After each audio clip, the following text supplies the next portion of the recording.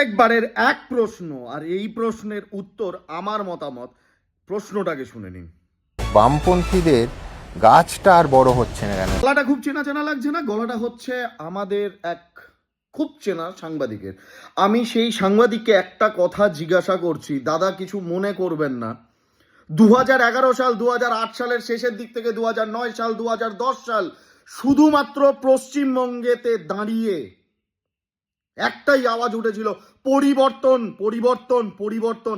আজকে শতরূপদা কি বলছে সেটা একবার শুনে নিন। আমাদের অনেক হিসেব বাকি আছে মমতা ব্যানার্জির সঙ্গে।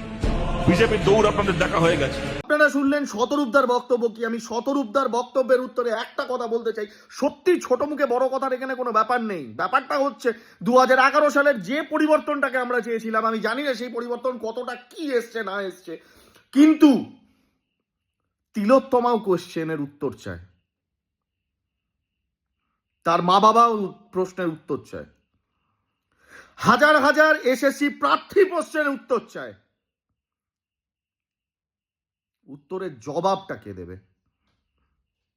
উত্তরের জবাবটাই মানুষকেই দিতে হবে। আর এই মানুষ কেন দেয় না সেটা কেউ জানে না। কাকে জাগানো, কাকে? কেউ জাগার নেই, জাগার আলটিমেট কেউ নেই। বাম শূন্য। আর এই বাম কেন শূন্য? কারণ মানুষ ভাবতে ভুলে গেছে, মানুষ কোনো কিচ্ছু চিন্তা ভাবনা করতে ভুলে গেছে। মানুষের চিন্তাধারা, মানুষের শিক্ষাগত যোগ্যতা কোথায়, কেন, কেউ জানে না।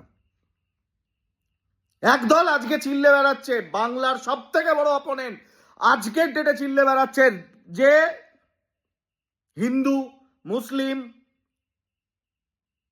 কেউ সেকুলারিজম, চেঁচিয়ে যাচ্ছে, দাঙ্গায় জ্বলছে, টায়ার পুড়ছে, সব চলছে। লাভ কি? লাভ কি? সিঙ্গুরের লোক আজ অব্দি কিচ্ছু করতে পারেনি, নন্দীগ্রাম আজও শূন্য। কি আছে? এটাই বাংলা।